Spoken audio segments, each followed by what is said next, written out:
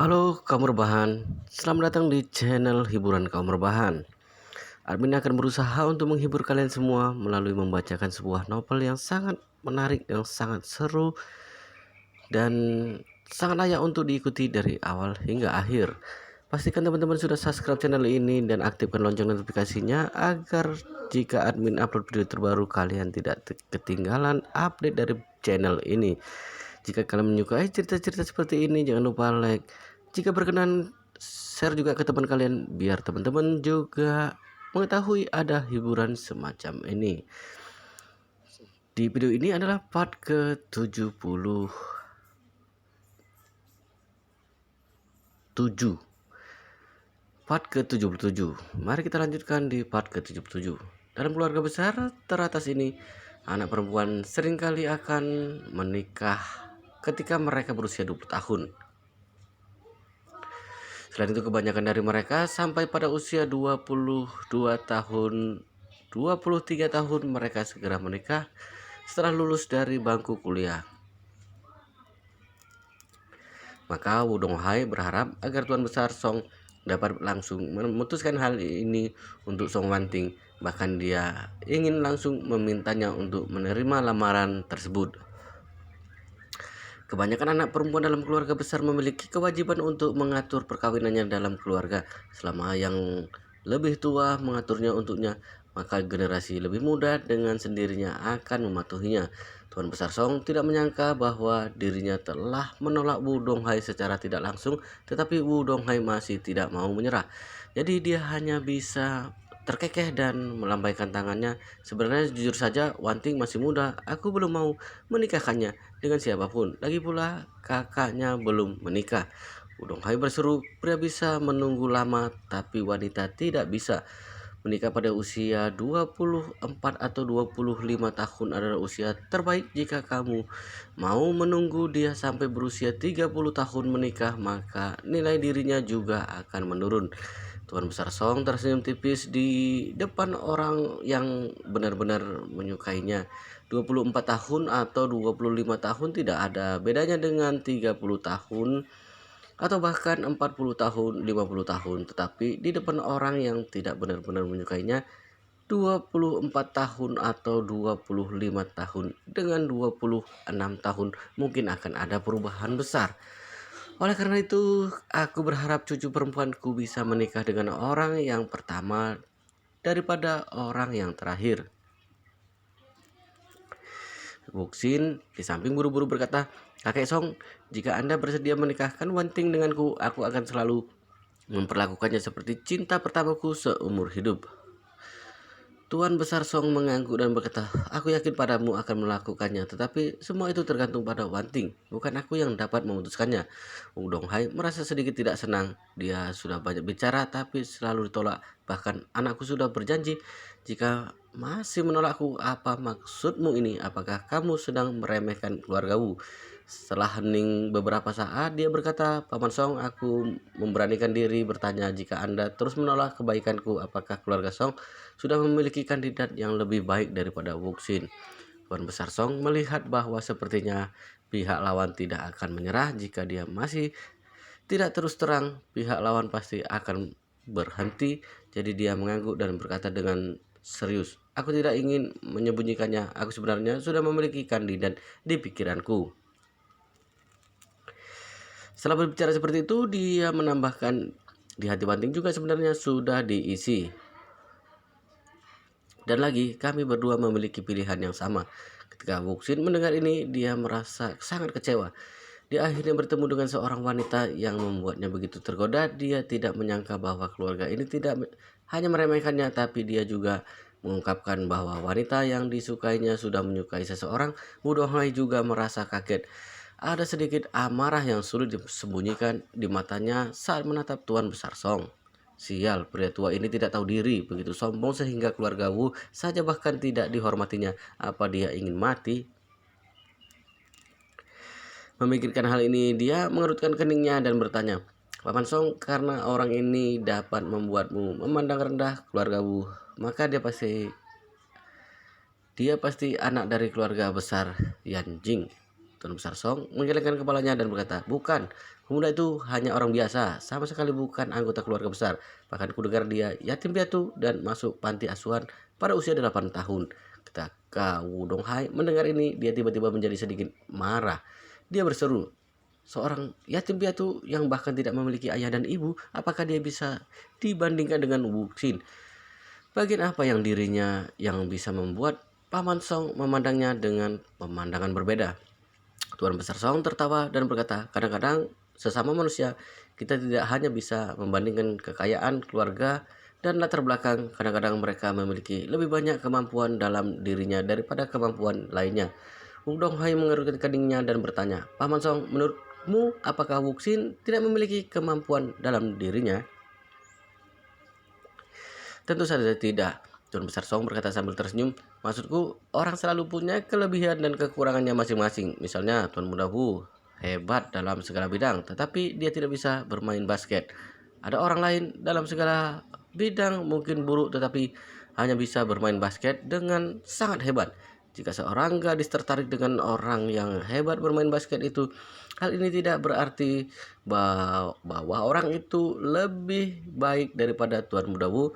Kita hanya bisa bilang orang itu lebih bisa menarik perhatian wanita itu daripada Tuan Muda Wu. Pada saat ini, dalam batin Tuan Besar Song berkata, Wu Donghai, kamu ini kenapa tidak mengerti? Aku sudah berbicara banyak. Kamu tidak hanya tidak ingin mundur, tetapi kamu tidak mau menyerah, masih saja bertebal muka untuk terus berbicara denganku. Apakah kamu mau aku berkata jujur tentang kejelekan putramu di mataku? Setelah mengeluarkan kejelekan itu, kamu baru merasa puas. Dalam hati Wu Donghai juga cukup sesak dan tertekan. Awalnya berpikir bahwa dirinya akan datang dan melamar pernikahan. Tuan Besar Song akan menyetujui tanpa ragu-ragu dan segera menganggap putranya sebagai menantu. Tetapi tidak disangka bahwa Tuan Besar Song akan menolak lamarannya berkali-kali.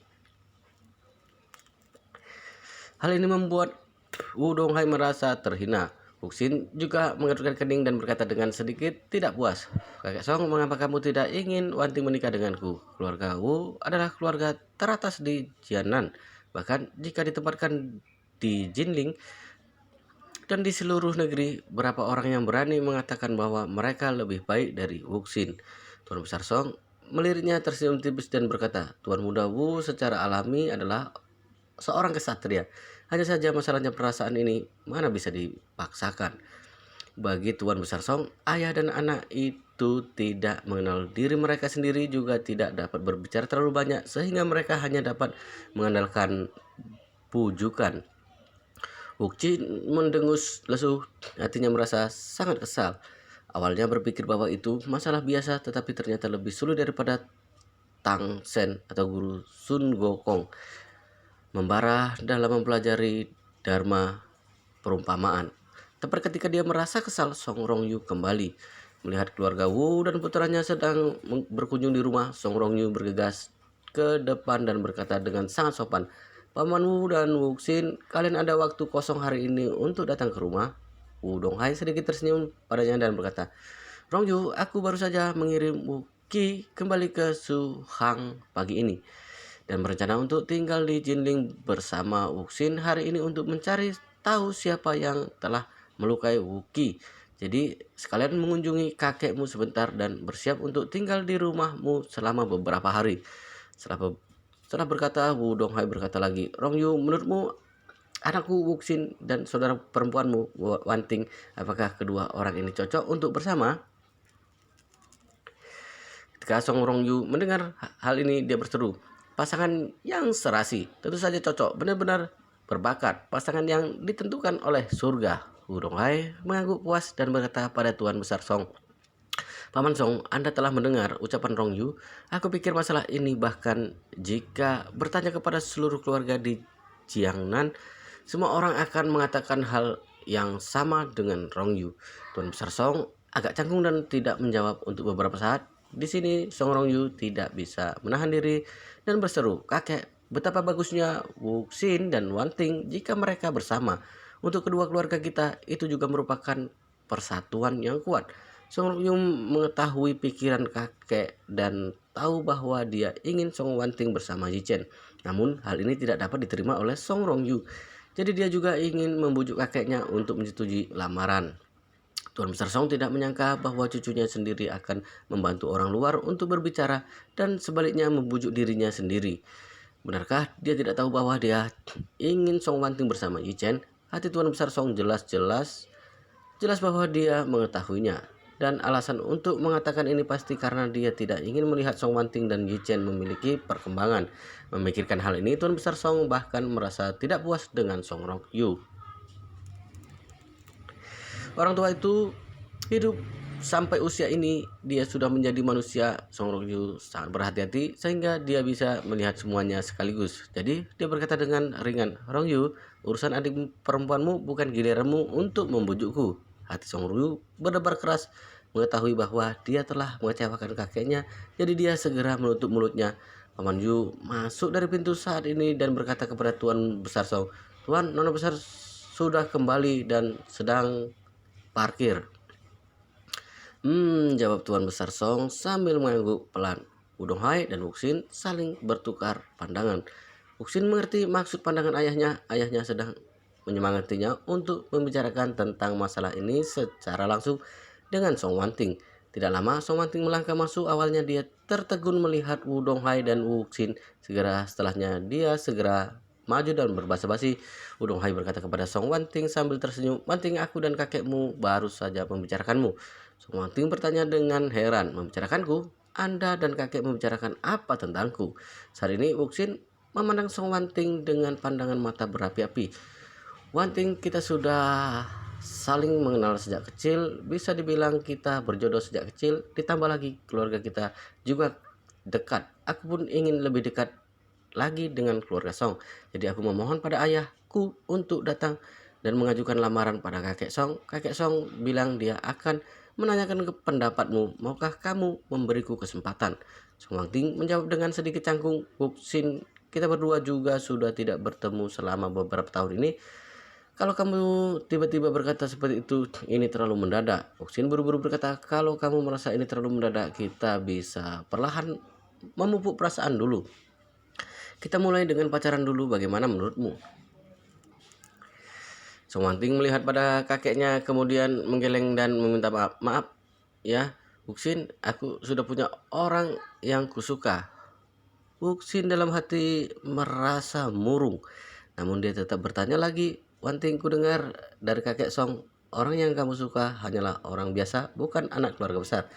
Sebagai cucu perempuan keluarga Song, kamu akan ditertawakan." "Tidak akan," jawab Song Wanting dengan sangat serius. "Pernikahan harus dilakukan karena cinta. Jika pernikahan dengan orang yang tidak dicintai itu menyalahi prinsip pernikahan." Setelah mengatakannya, dia juga menasehati Wuxin. "Wuxin, barusan kamu juga bilang kita sudah saling mengenal sejak kecil. Jadi kusarankan kamu jangan memilih pasangan dan menikah demi keuntungan keluarga. Pernikahan seperti itu tidak akan bertahan lama dan tidak akan bahagia." Mendengarnya, Wuxin merasa semakin muram. "Sial, aku datang untuk melamar kamu, tidak hanya menolakku, bahkan menasihatku agar tidak menikah demi keuntungan keluarga. Hebat sekali caramu berdalih. Bisa mengelak dari hal besar hanya dengan perkataan yang sederhana. Apa kamu benar-benar gadis berumur 20 tahun?" Saat ini Wudong Hai dalam hati sangat sedih. Dia benar-benar tidak menyangka bahwa Song Wanting tidak hanya bisa menolak lamaran putranya, dia bahkan memakai alasan tentang pernikahan keluarga yang hanya bertahan sesaat dan ketidakbahagiaan untuk membuat batasan. Ini benar-benar penolakan ganda terhadap Wuxin. Semakin dia kagum dengan pikiran Song Wanting, Wudong Hai semakin berharap Song Wanting bisa menjadi menantunya. Jika wanita seperti itu bisa menjadi menantu keluarga Wu, maka dia pasti bisa menjadi penolong yang baik untuk putranya. Saat ini dalam hati dia sudah memutuskan keluarga Wu harus mendapatkan cucu keluarga Song ini.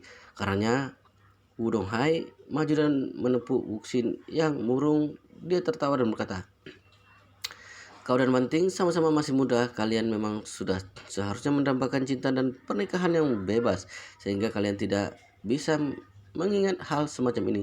Bagaimanapun kalian masih muda dan punya banyak waktu, jadi tidak perlu buru-buru. Melihat Wudong Hai tidak lagi menekan Tuan Besar Song menghela napas lega, dia pun mengangguk dan memanggil Paman Yu dan berkata, ajak Dong Hai dan Wu Xin masuk ke kamar teman tamu dulu, jangan berlama-lama, lalu letakkan pada pihak restoran agar segera menyiapkan makan siang. Siang ini kita harus melayani tuan-tuan ini dengan baik. Paman Yu segera berkata pada Wu Dong Hai dan Wu Xin, tuan-tuan mari ikut saya ke kamar. Wu Dong Hai mengangguk dan berkata pada para anggota keluarga Song, kalau begitu kami ke kamar dulu, mari bertemu di ruang makan nanti. Setelah pamit, mereka berdua mengikuti Paman Yu keluar menuju ke kamar tamu. Setelah memasuki kamar tamu dan menutup pintu, Wuxin berkata panik, ayah, kakek Song terlalu meremehkanku. Dia bahkan berani meremehkanku. Wudong Hai tertawa pelan dan berkata, jangan panik, mari selidiki dulu. Selama beberapa hari, coba kita lihat apakah Song Wanting benar-benar menyukai seorang. Kalau memang ada, akan ku cari tahu siapa sebenarnya orang yang luar biasa itu. Siapa orang yang luar biasa itu? Mendengar perkataan Wudong Hai dengan wajah remeh, Wuxin berkata marah, ayah, di antara para pria muda di Jiangnan, siapa yang berani menyebut dirinya luar biasa? Siapapun itu, dia hanyalah sampah di hadapanku. Meski dia adalah naga di langit, dia harus menurut padaku. Saat mengatakannya, wajahnya semakin suram. Dia berkata, Tuan Besar Song ini benar-benar tidak tahu diuntung. Kalau Song Wanting menikahiku, itu adalah kehormatan bagi keluarga mereka. Keluarga Song yang bukan apa-apa ini berani-beraninya meremehkanku. Wudong Hai berkata datar, Wuxin, jangan lupa ini adalah rumah keluarga Song. Kalau asal berbicara dan terdengar oleh keluarga-keluarga Song, apa masalah ini masih bisa dirundingkan? Mendengarnya, Wuxin seketika mengatupkan mulutnya dengan terkejut. Wudong Hai menghela napas dan berkata, kamu terlalu tergesa-gesa dalam melakukan sesuatu. Kedepannya kamu harus lebih tenang saat berhadapan dengan suatu masalah. Wuxin segera berkata, maaf ayah, aku terlalu buru-buru. Wudong Hai berkata, Tuan Besar Song adalah orang yang cerdas. Jika tidak, dia tidak akan bisa membangun bisnis keluarga seperti ini. Karena itu, dia tidak akan berbuat kesalahan hanya karena kebingungan. Jika Song Wanting benar-benar menyukai orang biasa, dia pasti tidak akan setuju, apalagi mendukungnya. Jadi kurasa kemampuan mereka cukup meyakinkan. Mata Wu Xin bersinar. Dia berkata, ayah, aku tidak pernah mendengar ada pemuda yang hebat dari keluarga-keluarga di Jianan. Lagi pula, semua orang di Jianan menghormatiku. Wudong Hai berpikir sejenak dan berkata, kamu juga sudah bilang keluarga Wu dihormati di Jianan. Tetapi dilihat dari level nasional, kita masih banyak kekurangan. Keluarga-keluarga yang benar-benar kuat namun tidak mencolok itu kebanyakan berkumpul di Yanjing.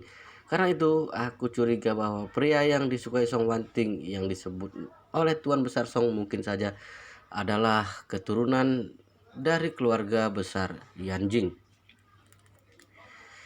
Wuxin seketika panik.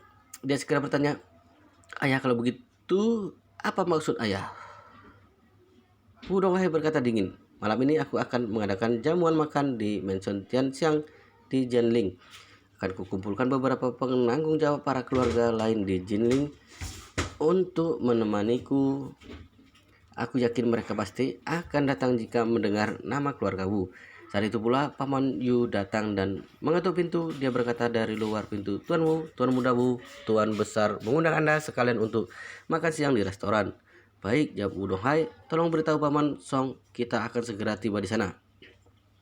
Setelah berkata demikian, Wudong Hai memelankan suaranya dan berkata kepada Wuxin, aku menghindari perjamuan ini untuk dua tujuan. Pertama, agar orang-orang dari keluarga di Jinling membantu kita menemukan petunjuk tentang masalah adikmu. Kedua, untuk bertanya tentang pria yang disukai Song Wanting.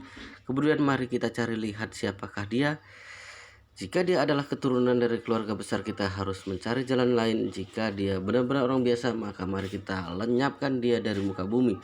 Wuxin seketika bergembira. Dia segera menjawab, baik ayah, aku mengerti. Saat ini Yichen sudah selesai menyiapkan makan siang. Dia makan bersama istrinya Xiao Churan, juga ayah dan ibu mertuanya. Selama makan, Xiao Changkun tampak sangat bersemangat, senyum penuh penantian terus terpampang di wajahnya. Sepertinya ada sesuatu yang mengembirakan. Manlan mengerutkan dahi mengamati Xiao Changkun dan bertanya, hei kamu Pak Tua, kenapa kamu tersenyum menyedihkan begitu. Apakah kamu melakukan sesuatu kesalahan? Mana ada, kata Seo Changkun, aku dan teman-temanku berjanji untuk reuni di sekolah nanti sore dan nantinya kami akan mengajak wali kelas kami saat itu untuk datang.